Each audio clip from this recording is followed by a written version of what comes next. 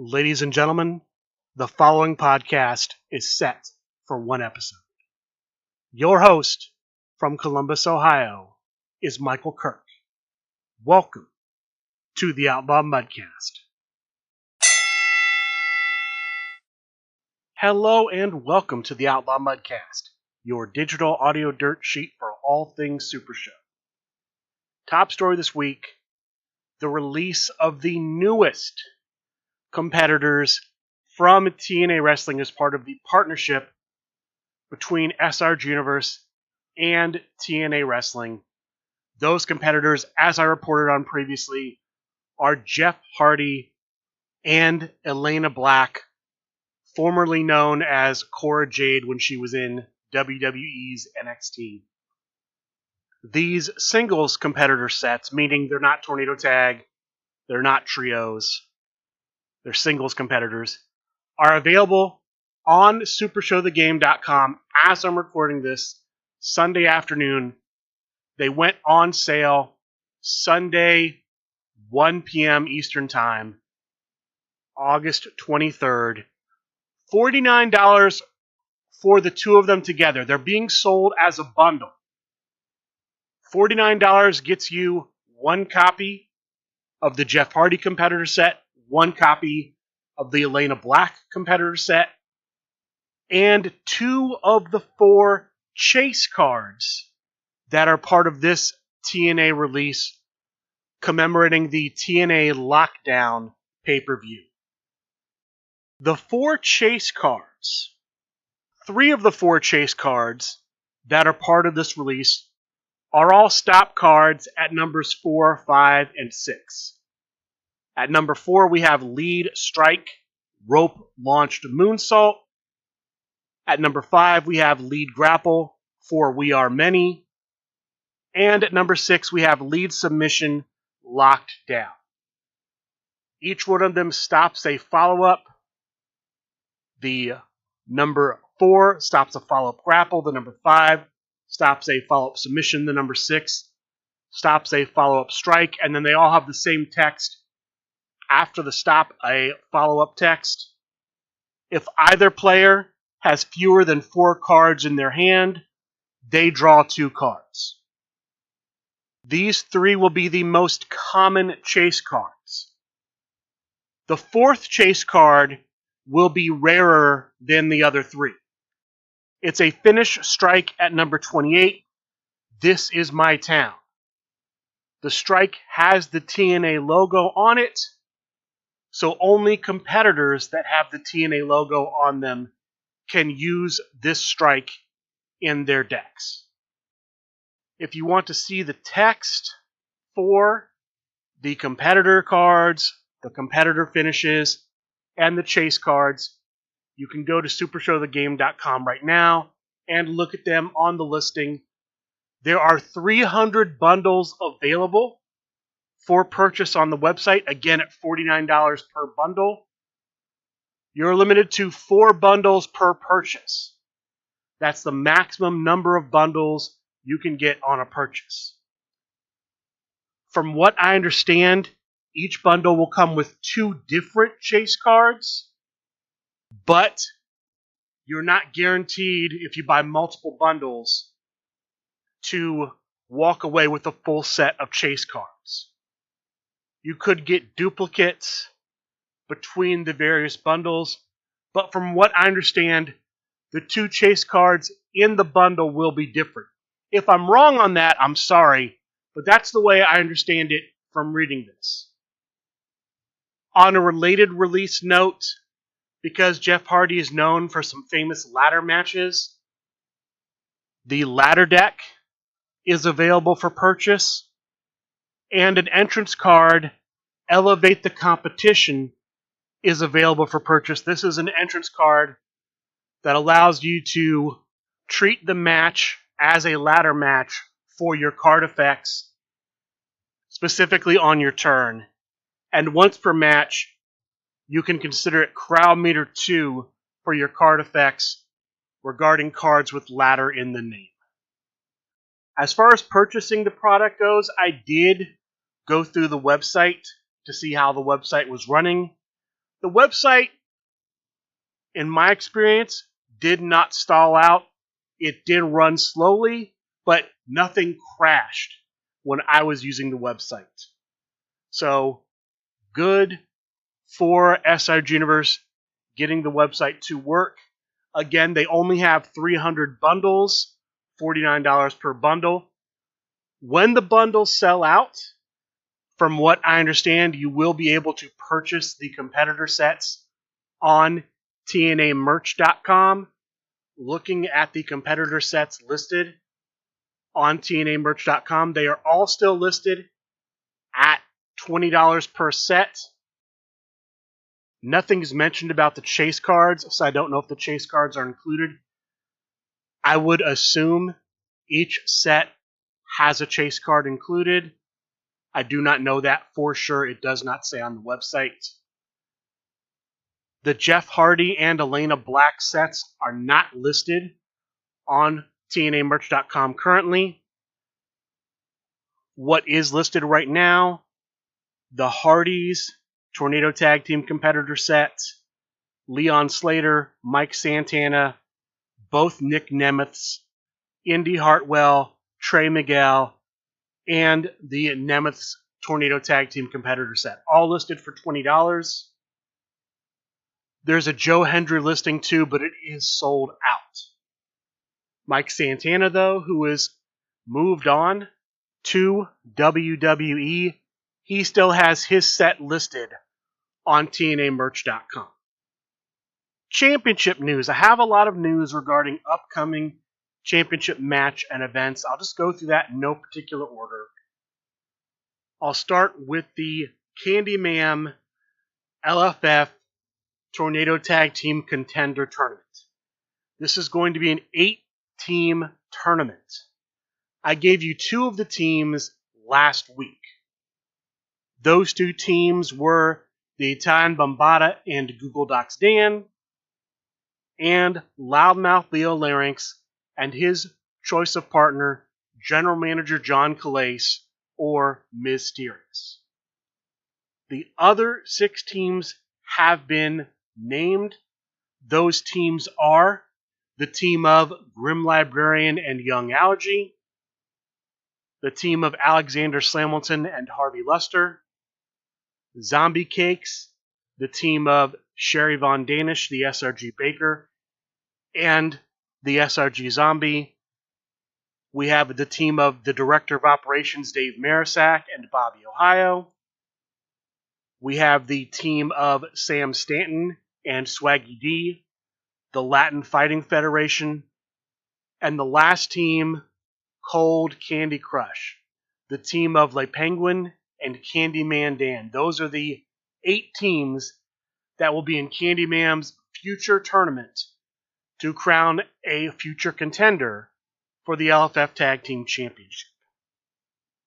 We have a date for the next defense of the LFF World Heavyweight Championship, currently held by John Polverino.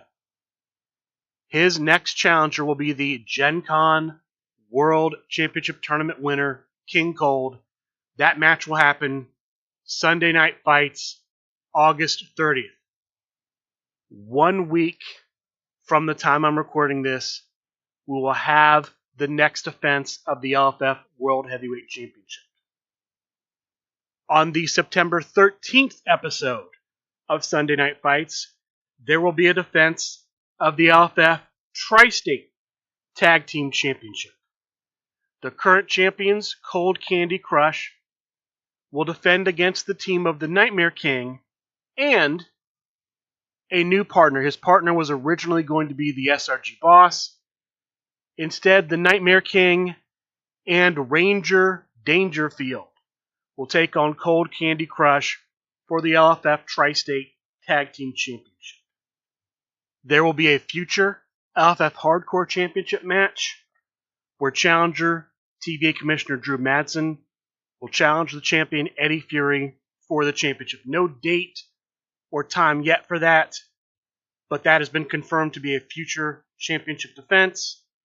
And then finally, I have one featured non-championship match, but still featured match for the August 28th Friday Night Ignite on the Big Picture Premium Twitch channel.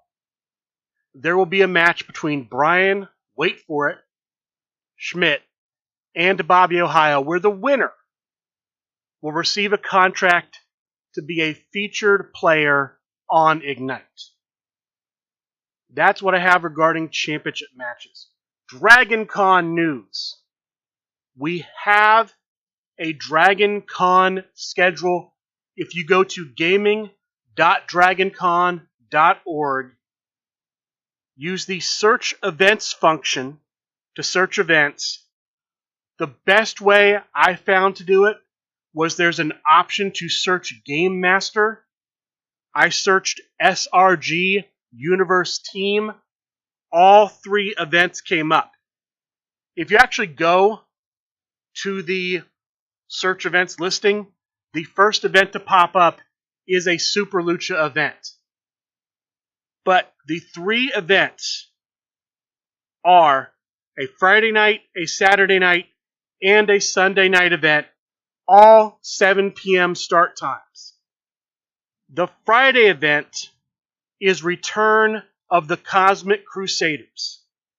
It's in Mart Building 3, Floor 1. It is a $30 entrance fee. There is a cost to play in this event. It is a sealed event. There will be 6 Cosmic Crusader boxes that you can draft from. So you'll draft your sealed box set. You'll be drafting out of a pool of the Mercury box set, Venus, Terra, Mars, Jupiter, and Neptune. All 6 of those box sets will be available to draft from. Players will pay their $30. That covers the Dragon Con event fee. That covers the cost of the box set. And then players will play the competitor box set they drafted. They'll play that competitor and that 1 through 30 deck that comes in the box set. There will be a 2-hour bullet round, and then after that they will make a top cut. There will be diversity, so only one competitor will make it. The best Mercury will make the top cut, the best Venus, the best Terra, best Mars, so on and so forth. It looks like only 4 competitors are making the top cut, but that potentially could change based on attendance. I'm not 100% sure on that. There are 22 slots available for the Friday night event. Saturday, Super Lucha Saturday night. $25 entrance fee, 7 p.m. start time on September 5th. The Friday night event is September 4th. This is September 5th. Same location as the previous day's event, Mart Building 3, Floor 1. The cost includes the cost of a Super Lucha starter deck and the $5 convention fee and tax. So players will get a Super Lucha starter deck they can use in the event. I do not know if you have to play out of the starter deck or if you can bring your own Super Lucha deck. Based on the event description I'm reading, I would say you have to play from the starter deck that you're given. This does not appear to be constructed in any way. It looks like this is another sealed event. Although, going from memory, the starter decks come with 4 competitors, so you could pick which one of the 4 you want to use. I believe all the decks in the 4-player starter set are the same deck. It's just the competitors that are different. That's the Saturday night event. Sunday, the Supershow the Game 2026 Dragon Con Championship event. Same location, Sunday, September 6th, same start time, 7 p.m. Eastern. No cost for this. This is a free event. This is a constructed event, so you will build your own deck. You'll bring your own competitor, your own 1 through 30 deck, and your own entrance. Spectacles, from what I'm seeing, are booked. You cannot use spectacle cards in this tournament. There will be bullet rounds. There will be a top cut after the bullet rounds. There may be stipulation matches in the top cut. There may be multiplayer matches in the top cut. The winner of the Dragon Con Championship Tournament will be the 2026 Dragon Con Champion. I have one last bit of Dragon Con news. The winner of the Super Lucha event on Saturday night will earn a future shot at the Super Lucha Championship. And there will be a Super Lucha Championship match at Dragon Con where Alexander Slamilton will challenge current champion Hold the Line Harry for the Super Lucha Championship. That is the Dragon Con news I have for you this week.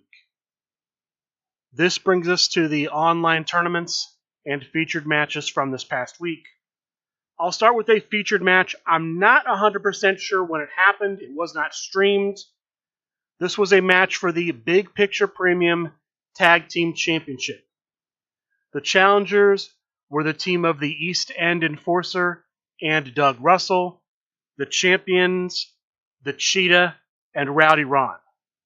I don't have a lot of details about this, but what I can tell you is that the winners and still champions are the team of the Cheetah and Rowdy Ron. Congratulations to the Cheetah and Rowdy Ron for a successful defense. Monday, we had Monday Night Fights Underworld Division event. World Division competitors booked. All other singles competitors legal, subject to 2020 vision. 8 players played in 3 bullet rounds, and after those 3 bullet rounds, there was a cut to a top 4. No stipulation in the semifinal round. The finals match was a Strike Club match. Your top 4 were in 4th place, playing as Overgiver HR. In 3rd place, playing as Sarnai, Steven Moonstar. In 2nd place, playing as Emphasizing, Rowdy Ron, and the winner of Monday Night Fights, playing as Lord Graves, Pride. Congratulations to Pride for winning Monday Night Fights. Wednesday, after Talk of the Universe, there was an LFF Trios Championship match. The challenger, Candyman Dan, challenging using the League of Extraordinary Grapplers. The champion, the Chosen One, Colby Cram, champion with the Big 3. Relatively short match, doesn't go past crowd meter 0. The winner, new LFF Trios champion, Candyman Dan. Congratulations to Candyman Dan for winning the LFF Trios Championship. Thursday, we have Thursday night boss fights. World and Underworld Division competitors booked. All other singles competitors legal, subject to 2020 vision. 10 players played in 3 bullet rounds, and then after those 3 bullet rounds, they cut to a top 6. All 6 players in a bird cage match. 1 match in the top cut, bird cage.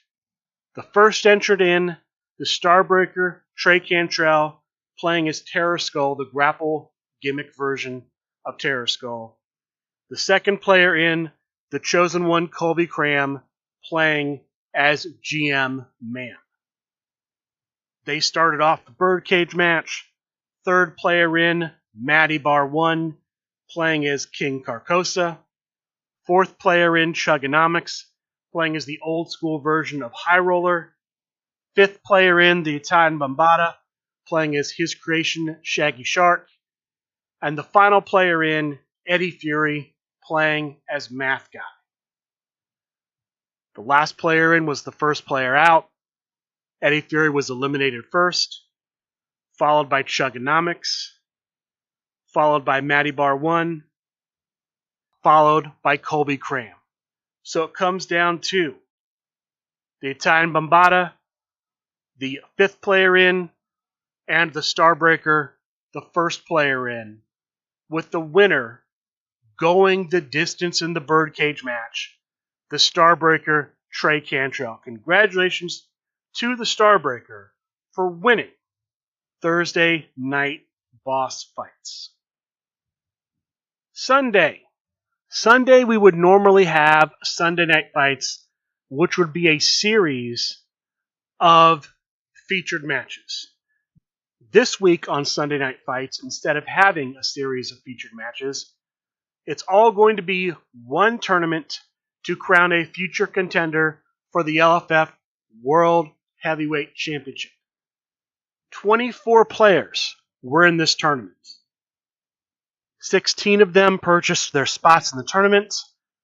The remaining 8 were given free spots and a bye into the top 16 based on their current rankings in the Supershow app. I believe 2 of those players were actually given their spots by the people who originally earned them, which was allowed. The 16 players who purchased their spots were put into an opening play-in round where the 8 winners would join the 8 players who earned their spots through play in the app. And then they would start playing their matches. The round of 16 scheduled to start 7 p.m. Eastern, Sunday, August 23rd. Now, this is a tournament. Who knows how long it could be? Anything can happen. If I'm able to report the results of the tournament in time for this episode to be published, that will happen right here. I was able to get the results for this episode, so let me go ahead and go through those. The tournament starts at 7 p.m. This is the round of 16. The 16 players playing the play-in matches had to be completed by 7 p.m. The pairings for that opening round and the seeding for the round of 16 had been done on the last episode of Talk of the Universe this past Wednesday, so everything was ready to go when the tournament kicked off officially at 7 p.m. Every round, from the round of 16 through the quarterfinals, semifinals, and finals, had a stipulation that was randomly chosen from a pool of 6 stipulations. That pool consisted of Strike Club, New York Rules, Dark Match, Psycho Circus, Kendo Stick, and Raven's Blood Cemetery. Before every round, they randomly spun a wheel on the computer. 6 spots on the wheel, 1 for each stipulation. If the stipulation had been chosen, they respun the wheel. No stipulations were duplicated. In the round of 16, the randomly chosen stipulation was Strike Club. In the quarterfinal round, the stipulation was New York Rules. In the semifinal round, the stipulation was Psycho Circus. And the final round stipulation, which did have to be respun, Raven's Blood Cemetery. They ended up streaming multiple matches throughout the night, jumping from one match in a round when it completed to the next. The streaming quality and the commentary team was very good on this episode of Sunday Night Fights. There was a 30-minute time limit per round, going from memory. When the matches went 5 minutes past the time limit, the crowd meter immediately increased to the maximum, crowd meter 5. After another 5 minutes, if the match wasn't completed, all the gimmicks were blanked. And if after an additional 5 minutes, the match had not completed, it would be a double loss for both players in the match. We did not have any double losses, although one match was close. For the semifinal matches, we had in the first Psycho Circus match, Simple Chuck as Ms. Flawless versus the Chosen One, Colby Cram, as Mr. Pop and Twist. This went to time, so the match ended up going to Crowd Meter 5, the winner advancing to the finals, the Chosen One, Colby Cram. In the other semifinal Psycho Circus match, it also went to time, so it also went to Crowd Meter 5. We had the Hidden Threat, Matt Hass, as Fox Assassin, the original Fox Assassin, versus TVA Commissioner Drew Madsen playing as D2, the Hammer gimmick version of D2. The winner joining the Chosen One in the finals, Commissioner Drew Madsen. So we have the Chosen One versus the Commissioner in a Raven's Blood Cemetery match. Now, up until this point, the tournament had gone relatively quickly. They managed to finish the first 3 rounds in around an hour and a half. But there was no time limit for the finals, and the finals match took about as long as the other 3 rounds. It ended up going all the way to Crowd Meter 4, the winner winning via special finish at Crowd Meter 4, putting all of his opponent's cards from the discard pile and from his hand back into the deck. The Chosen One, Colby Cram. Congratulations to the Chosen One, Colby Cram, for winning this tournament. As a result, he has earned a future shot at the LFF World Heavyweight Championship. As far as what's coming up for next week regarding Super Show, I expect that there will be an event Monday night. I expect that there will be an event Thursday night. We should have Dojo Tuesday night this week. It was rescheduled to Friday last week, but I expect we'll be back at its normal time on Twitch, twitch.tv/srguniverse. I believe we should also have an episode of Beatdown, but I haven't heard anything about that yet. We should have Talk of the Universe on Wednesday night. We should have Expanding the Universe Thursday midday. Friday, we should have Ignite. Both Ignite and Beatdown are streamed on the Big Picture Premium Twitch channel. And then outside of those events, watch the SRG Super Show discussion group on Facebook. Watch supershowthegame.com.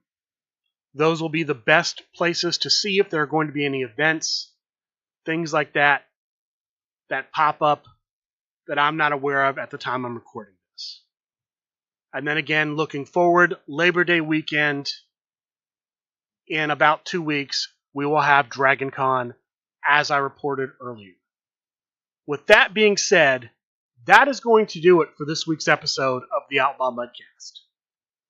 I would like to thank all of you for listening, and good day.